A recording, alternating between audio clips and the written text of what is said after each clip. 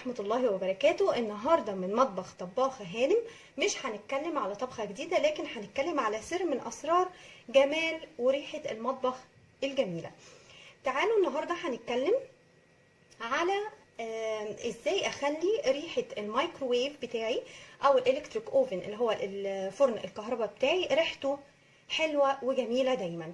طبعا احنا باستمرار بنستخدم الميكروويف او الفرن الكهرباء بتاعنا، فبيبقى فيه بقايا من الاكل جواه وفتافيت من الاكل، فبتسبب روائح كريهة على المدى البعيد. فلازم اول حاجة في مطبخنا ان الاجهزة دي او اي آلة او تول بستخدمها جوه المطبخ لازم تبقى باستمرار نظيفة.